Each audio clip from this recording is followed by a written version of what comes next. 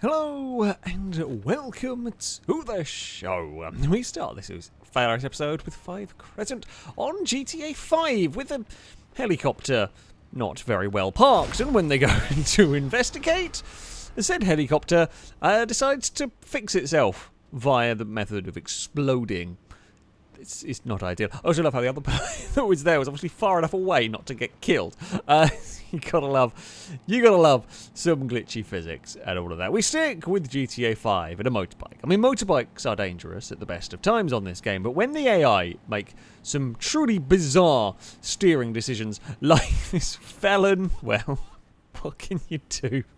For reasons I don't know what. It's not even like the player had a gun out, or it was not like shooting or policing. No, this car just decided to do a random U-turn in the middle of the motorway just to make sure they could knock the player off. Snide is up next, also on GTA 5. Now, this is for, I think it's for one of the heists in single player. Either way, they've got to get a fire truck, right? They call a fire truck. This is by Lester's warehousey bit, right? They obviously call a fire truck in, steal it, complete the mission. Okay, efficient. Good way of doing everything. The mission is completed. Wonderful. The thing is, they stole the fire truck from right outside the location where it gets parked. So the fireman from said truck obviously figured out where or would path towards it and try and reacquire it. Okay, sure. But the thing is, this is a mission vehicle, so, well, it can't be used. So all 4 of them are trying to get in the doors. But so they're doing the locked doors animation that does happen occasionally on GTA. All 4 doors are locked. I mean, yeah, it's a bit of a weird chain. Can't say I ever necessarily expected to see that kind of chain of events occur. Evelyn is up next on Far Cry 6 with a horse that is having none of your shenanigans. Not at all. The horse headbutts a helicopter, causing the helicopter to catch fire. The player tries desperately to fix the helicopter and it explodes. Unfortunately, the horse then runs into the helicopter again and the fire and dies too. But for a little while, the horse defeated a helicopter. That's impressive. That is actually very impressive. El Camo is up next on Just Cause 4, playing around with a digger. I mean, this is always good fun. You do it in GTA sometimes. The problem is, well, this one, or bulldozer, whatever the thing it is, it's bouncy. So the scoop, at some point, the scoop has managed to get broken underneath, which means as it sort of comes down onto the ground, for some reason, the physics engine will pick it back up into the air. So now we've just got the world's most excited.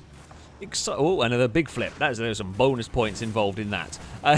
World's most exciting piece of construction machinery right here. And we're going to bounce again. The player doesn't have to do anything with the tether. It does seem to have some form of self-righting. I'm not quite sure what it is, but even there, for example, where it looks like the scoop might get stuck, it still manages to find a way to self-right. I mean, I'm guessing this vehicle is pretty strong, so it's going to bounce around for quite a while. And it's off, it's going down the motorway, it's causing chaos. The AI vehicles are having to swerve out of the way. That one there got bopped and got taken out. Can you imagine the insurance form trying to explain that? Although, admittedly, on Just Cause, the amount of stuff goes on, the insurance companies would probably understand. Anyway, it might still be bouncing to this day. Slendy's up next on Beam NG Drive, going unbelievably fast. Unfortunately, at this speed, well, the car starts to lift off. Yep, that is actually kind of normal spec car, if you like, that has just gone so fast that I guess the whole thing has kind of acted like a wing. I mean, it was doing nearly 700 kilometers an hour at airspeed in the center at the bottom, but yeah, damn. I didn't actually know that was possible, but it's quite cool to see. TheStepForward is on a game I've never heard of, where, yep, you can roll. So this is a much older game, and you can roll. That is a hell of a flip, actually. Very, very well executed. Perfectly landed, can carry on, no problem at all. So, well done. Yep, will it roll, even on old games? Does definitely occur. We're on to Assetto Corsa next. I mean, this vehicle is amazing. Just to start with, a hill climb spec Ka. What more could you ask for in terms of wacky vehicles? This one, things go a little bit wrong. We're on the grass in the braking zone, and the Ford goes for a massive accident. It lands back on its wheels only to to bounce a curb and fall over again. Like it had this huge crash, absolutely massive crash, and that is where it comes to rest because it lightly bumped a curb, dropped a wheel over the edge of a curb, and the game decided it should be upside down. DobieMeltfire is up next on Assetto Corsa, racing a selection of Shelby Cobras. I mean, good things, of course, to be going racing with. However, the AI up ahead, well, would make a little bit of a mistake. Heading into turn 1 at Brands Hatch is difficult. You don't normally hit the end of the pit wall.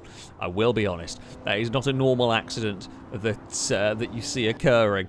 I mean, it is easy to turn a little bit too soon for corners, but yeah, you know, close wheel-to-wheel racing heading down the start-finish straight.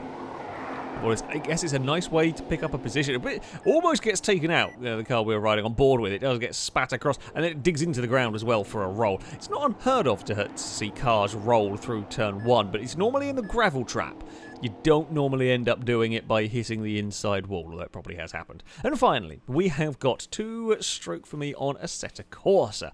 This is a race around Imola with the AI driving a Corvette. Now, everybody is all a little bit spread out. You wonder, what on earth could possibly go wrong with all of these vehicles? Well, the Corvette gets a little bit of oversteer. Clonks the wall and goes flying through the air and falls through the floor. Now, this happens on Assetto Corsa sometimes. What doesn't normally happen is the weird wormhole of Corvette. I don't quite know how to explain this. I'm gonna guess it's to do with a replay camera, but it's just so surreal. There's just a teeny tiny Corvette just gradually making its way down this wormhole. It has started. You can, if you're watching this on a phone, you might not be able to see it very well. It has now started tumbling and twisting, so it did just spin around, but it is now tumbling and twisting, and it's made a weird pattern. Yep, it's very odd.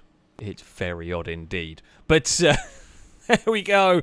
That is going to be it for this episode. As ever, if you have clips you'd like to submit to this series, if you've got a Corvette wormhole or maybe another form of wormhole, you can via a Google form. There will be links to it in the description. We do indeed need more clips to be keeping this series going.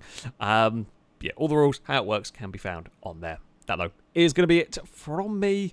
Thank you all very much for watching. And until next time, goodbye.